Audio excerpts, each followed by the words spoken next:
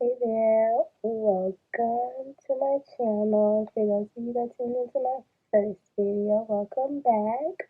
Make sure that y'all are liking, commenting, subscribing, all that good jazz.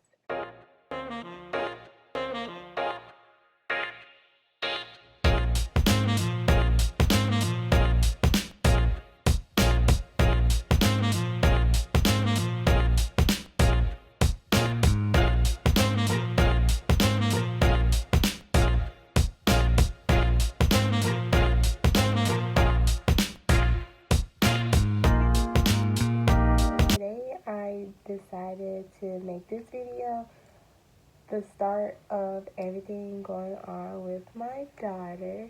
So as I said in my first video, I do have a 1-year-old daughter.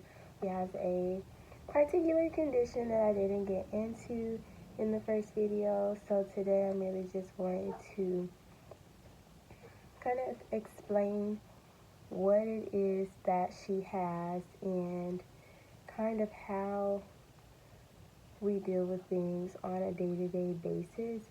I have been trying to figure out how to properly word everything, and I'm not a doctor, I'm just a mom that's dealing with a daughter who is dealing with something. So this is going to be mostly for other parents with kiddos with a similar condition. Doing these videos are going to be mildly difficult for me because I've never exactly talked to anyone about her issues. Very few people know what she has going on. Those people are my closest of friends and my family and her dad's family and such. So I've never really been so vocal about everything that we have to do for her, with her. I'll take notes before doing any further videos, but I just really wanted to make sure that I got this first one out so that other parents can know that they aren't alone.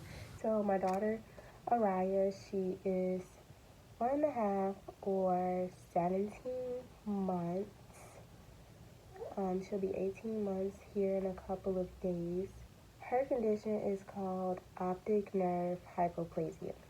So basically what that is, it affects her vision and it also affects her pituitary gland.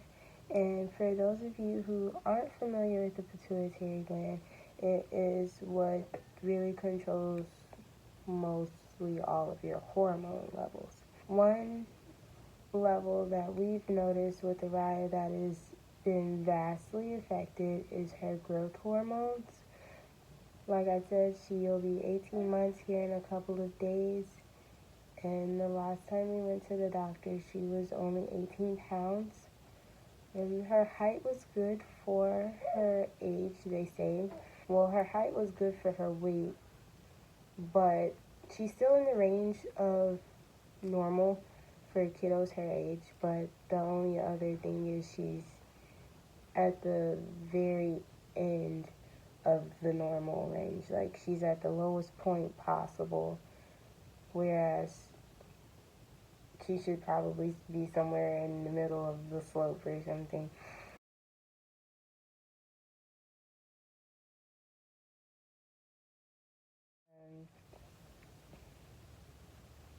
I'm looking off because I'm looking at her. She's just sitting on the bed. I'm trying to figure out what she's doing. She's playing with the wipes right now. We found out about Araya's condition maybe when she was about 6 or 7 months old.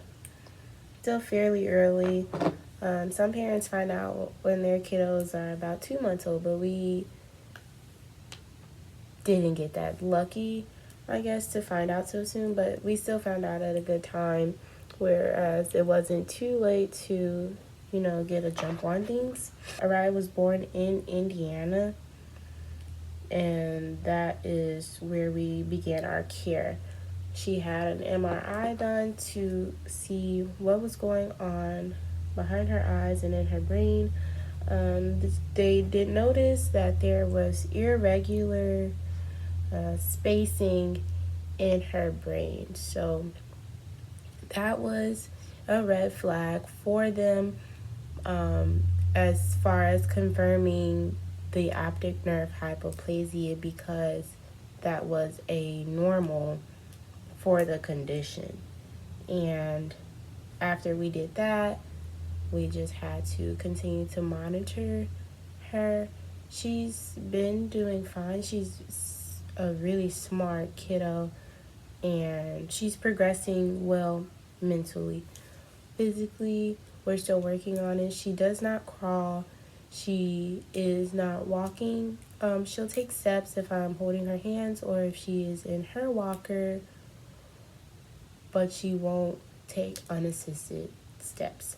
When we were still in Indiana, the pediatrician and the ophthalmologist, in my opinion, weren't the best.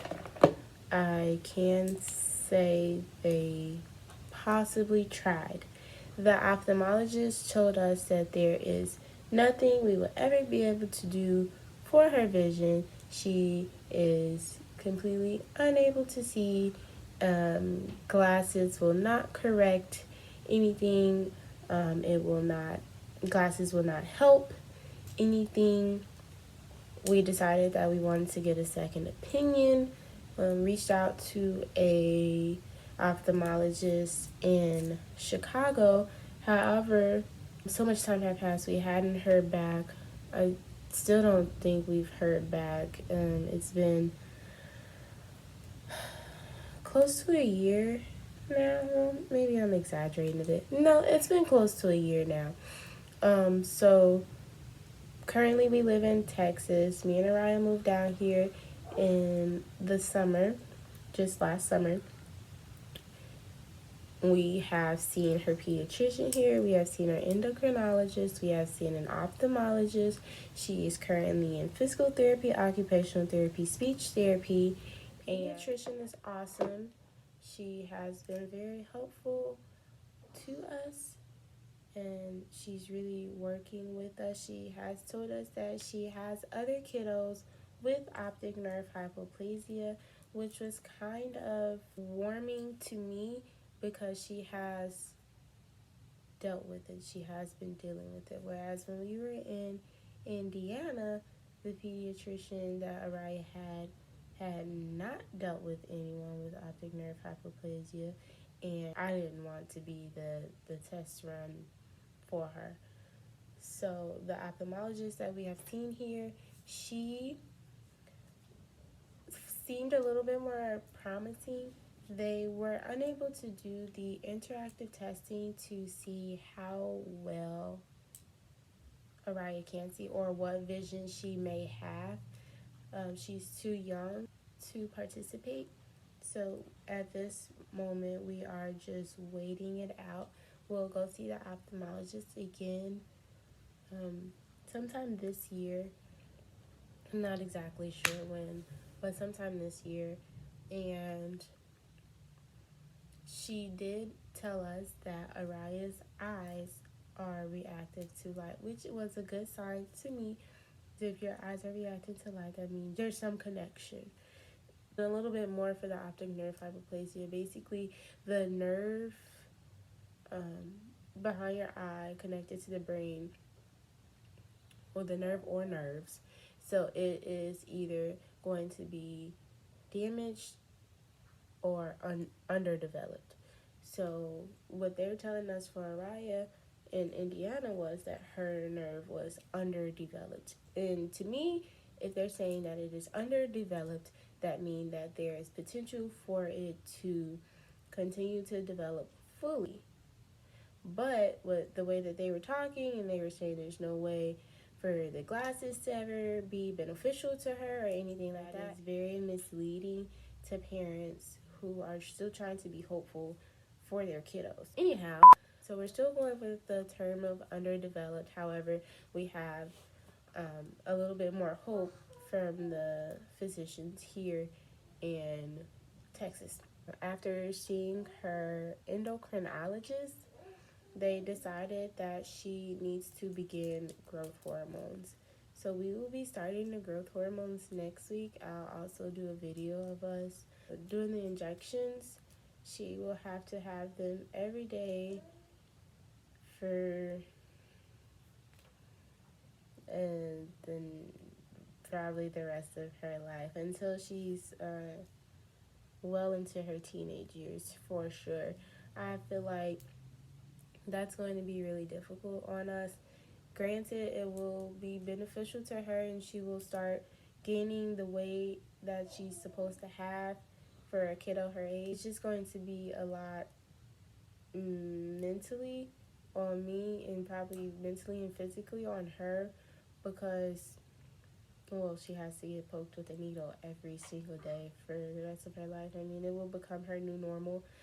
She will get used to it probably, but it's just one of those things you don't really want to bring any unwanted trauma onto your kiddo. She had to get measured for ankle braces to go like around her foot and up her ankle a little bit, just to help her with her walking because her physical therapist says that she's just simply not strong enough. That's maybe why she never crawled, because her core strength is poor. Her hip strength is not the greatest. And so as we're improving all of this, as her hip strength improves, we'll have to put more weight onto her little feet and ankles. And they said that her feet kind of turn in like this when she's standing. So I guess maybe she's flat-footed. So the ankle braces will help to correct that as she starts to walk more and more. She won't have to wear those forever. So that is great. Another issue that we are currently facing is that Araya refuses to eat. She used to actually eat her food where she had started on Gerber first foods and second foods, and the pediatrician in Indiana decided that she was not gaining enough weight, possibly because of her condition, and that we needed to implement more formula. At that point, I was trying to take formula away from her slowly but surely. So I was introducing more foods. One, not only so that she could switch over, but also so that I can start to figure out maybe what she's allergic to. And she was starting to get teeth, so I wanted her to be able to eat regular table foods by the time she had a good amount of teeth. So the pediatrician wanted us to go back to the formula, and that has hindered us greatly because Araya just refuses to put a spoon with any food to her mouth. I let her play with spoons and she'll, lick them, but there's nothing on the spoon. She'll just play with them, so she's getting re-familiar with what the spoon feels like. But that's also what I feel like is impacting her growth a lot more, aside of the growth hormone, because she's not getting the right amount of nutrients that she should be getting, because this doctor wanted us to take away the regular food and put her back on more formula. So she got so used to consuming the bottle. Now that's her go-to, and she does not want to do regular food. I know when we first found out, her dad was constantly researching stuff on just like Google, seeing whatever he could find. He would end up on YouTube, he would end up on Facebook. We're actually both in this one Facebook group with a bunch of parents, and even some individuals who have optic nerve hypoplasia, and it's been really beneficial for us to see what kind of activities they do with their kiddos, what type of toys they get for the kiddos, and just like different objects and appliances to better their learning. And sorry, my nose had a tingle. To better their learning, such as braille objects. She actually has a braille toy that teaches her shapes and colors, so that is really awesome. I know there are a bunch of gadgets that the people in the Facebook group, they just put out there. There are these walking braces that I remember seeing that you just kind of just put on your waist, put on the kiddo's waist, and they essentially stand in it. So it's almost like a walker, and they have this little thing in front. I can't really describe it. I'm gonna find it and I'm gonna post a picture of it above, because that's the only way that I can describe it. And then it just essentially helps them walk without getting in their way. They can swing it up and down, I believe. Don't quote me on that, but like I said, I'll put the picture up here so that you all can see what I saw. If you have any questions or comments, just drop them below. Also, if there's anything that you all want me to discuss more specifically, be sure to let me know, and I'll do my best to let you know what we have going on, if I'm able to answer your questions or anything of the like. If you need someone to talk to because your kiddo is going through the same thing, I'm also here to be a listening ear. Don't be afraid to reach out. I am human just like you. We're all going through something similar, if not the exact same thing. I know my case would be a little different from yours, and yours a little different from the next person's, but it's important that we all kind of stick together so that we know that we aren't alone. Our kiddos aren't the only ones on the earth dealing with what they're dealing with, and it will get better. It's not the end of the world. These kiddos are resilient little beings, and they will get through it. So just stay positive. Thanks again for watching this video. Come back for more. Like I said at the beginning, like, comment, subscribe, and hit the bell for notifications. Bye, guys.